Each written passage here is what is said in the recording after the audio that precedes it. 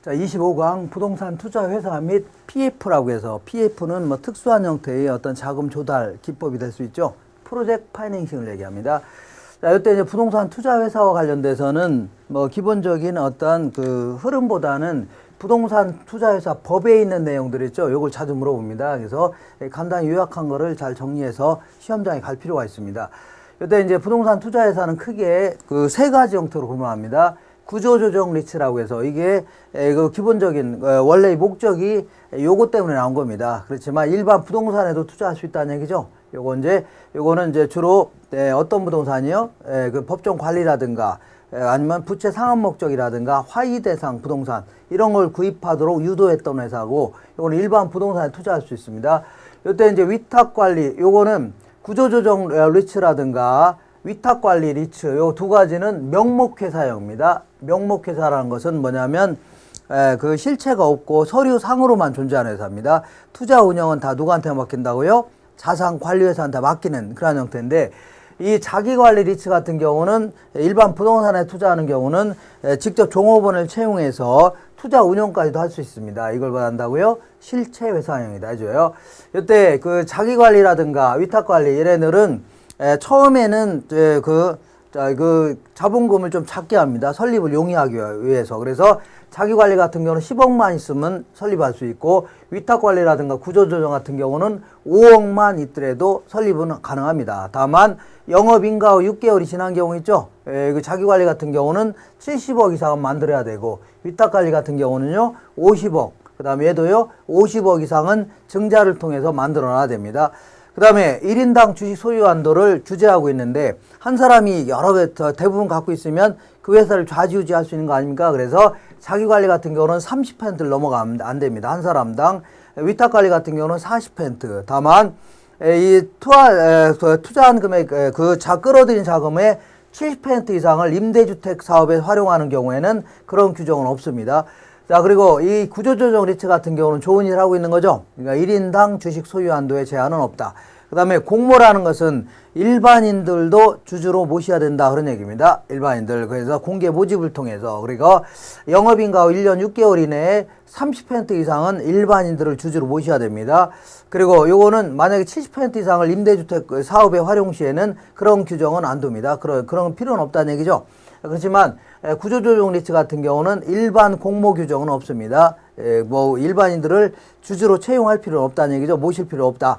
그 다음에 출자는 현금으로 출자하는 게 일반적이지만 현물로도 출자할 수 있습니다. 요거는 그 설립 시에는 불가능하고, 영업인가 후 최저 자본금 규모를 갖춘 데 있죠. 그러니까 70억, 50억 이상을 갖출 경우에는 현물 출자가 가능합니다. 그래서 100%를 다 현물 출자가 가능합니다. 옛날에는 부동산만 됐는데 요즘에는 지상권, 임차권, 부동산 신탁 수익권, 요것도 현물 투자가 가능하다. 이렇게. 그다음에 자산의 구성은 얘는 그 구조조정 부동산으로 70% 이상을 갖추고 있어야 됩니다. 그리고 얘네들도 요거는 위탁관리라든가 자기관리를 얘기하는 거죠. 총 자산의 70% 이상을 부동산을 갖춰야 되는데, 얘네들은 10% 이상은 유가증권 같은 거 보유하고 있어야 됩니다. 그런 표현을 여기다 이렇게 한 겁니다. 그 다음 배당은 원칙적으로 90% 이상을 금전으로 배당해야 됩니다. 다만 현물로도 배당이 가능하다. 주식이라든가 일반 갖고 있는 뭐 여러 가지 그 부동산 같은 걸로도 배당이 가능하다는 얘기입니다. 그리고 위탁관리라든가 구조조정 같은 경우는 초과 배당이 가능하다는 얘기는 이익이 없는데도 불구하고 먼저 배당을 할 수 있다는 얘기입니다. 이걸 초과 배당이 가능하다. 그 다음에 자기관리 리츠 같은 경우는 50% 이상만 배당해도 됩니다. 그러면 남는 돈이 많이 있겠죠. 그럴 경우는 이익준비금으로 적립이 가능하다. 이렇게 상법상 이익준비금으로 적립이 가능합니다. 그 다음에 처분은 국내 부동산은 1년 내에 처분하면 안 됩니다. 그렇지만 국외 부동산은 정관의 정함에 따라서 처분을 제한을 두고 있어요. 근데 이제 구조조정 리츠 같은 경우는 그런 규정 없습니다. 그리고 이 자기관리라든가 위탁관리 같은 경우는 무기한으로 존속하는 리츠입니다. 그렇지만 얘는 구조조정 같은 경우는 기한부 리츠다 해갖고, 부동산을 구입해서 처분하게 되면 그 서류상의 회사는 없어진다 생각하시면 됩니다. 이거를 기한부 리츠다. 그 다음 합병은 부동산 투자 회사끼리만 합병이 가능하고, 그 다음에 원래 개발 사업 같은 경우는 예전에는 그 30% 이내에서 이렇게 개발 전문 리츠 같은 경우는 70% 이내에서 가능하게 했었는데 지금은 주주총회 특별 결의만 있다면 요거는 삭제된 규정입니다. 요거 그래서 주주총회 특별 결의만 있다면 그거는 얼마를 투자해도 상관없다. 그리고 예전에는 개발 전문 리츠 요거 인정했는데 지금은 이런 규정 없어졌습니다. 그러니까 주주총회 특별 결의만 있다면 개발 사업에 얼마든지 투자할 수 있다. 이렇게 생각하시면 됩니다. 요 규정은 없어졌다. 이렇게 생각하시고 그다음에 타회사 발행 주식의 10%를 초과해서 취득할 수 없습니다. 그리고 차입이라든가 사채 발행은 뭐예요? 빌리겠다는 얘기죠. 자기 자본의 2배 이내에서만 가능합니다.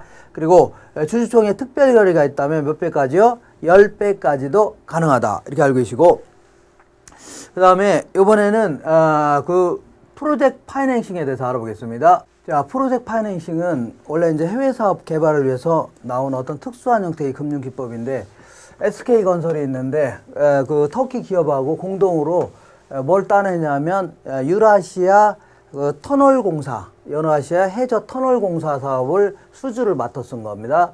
유라시아.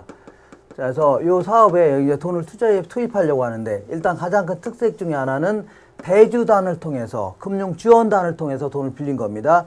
그러니까 여러 가지 수출입은행이라든가 아니면 무역보험공사를 비롯해서 국내외에 있는 한 10여 개의 금융기관이 참여한 겁니다. 일단은 이렇게 그리고 얘네들은 우리는 직접 니네들도 안 빌려주겠다. 니네들은 반드시 뭐라고요? SPC라는 특수목적 회사를 설립해라. 이런 회사를 설립하라고 하는 이유는 얘랑 얘는 별도로 회계 처리하려고 하는 겁니다. 대외적으로 얘와 얘는 별개의 회사로 운영되고 있습니다. 그래서 우리는 여기다가 돈을 빌려주겠다. 그러면 니네들 이 돈 가지고 투입해서 거기서 생긴 돈을 엉뚱한 데 쓰지 말고 우리한테 원금이 잘 갚는 데 쓰라는 얘기죠. 그리고 이러한 사업은 상당히 위험이 크기 때문에 여러 가지 형태의 보증도 받고 있는 그러한 형태입니다. 요거는 가장 큰 특색 중에 하나가 이거는 담보대출이 아닙니다. 미래 현금 흐름을 근거로 해서 빌려주는 그러한 형태로 이거는 비소구금융입니다. 이 사업이 실패하더라도 이 대주단이 여기 SK 가서 돈 달라고 할 수 없다는 얘기죠. 그나마 남아있는 현금, 남아있는 그 자산의 범위 내에서 회수할 수 있다는 얘기입니다. 이거를 비소구금융이다 이렇게 표현합니다. 그 다음에 요거는 SK의 그 재무제표에 부채로 기록되는 게 아니라 서류상 회사 있죠. 여기다 이제 부채로 기록되는 바람에 보통 채무 수용 능력이 제고된다. 추가로 돈도 더 많이 빌릴 수 있다는 얘기입니다. 그리고 요거는 정보의 비대칭 문제가 감소된다는 얘기는 요거는 위험이 상당히 크고 이거는 어떻다고요? 담보대출이 아니죠. 그렇기 때문에 얘네들 사업의 주체도 이 사업을 철저히 검토해야 되지만 얘네들도 이 사업을 철저히 검토한 다음에 돈을 빌리러 갈 겁니다. 그러다 보니까 누구는 이 사업을 알고 있고 누구는 모르고 있고 이런 거 없다는 얘기죠. 그 다음에 이거는 장기면서 대규모 건설 사업에 적합한 그런 형태를 프로젝트 파이낸싱이다. 그래서 우리는 시험에 나올 때 이 오리지널 본연의 그 프로젝트 파이낸싱이 시험에서 물어봅니다. 요걸 답하시면 됩니다. 이상입니다.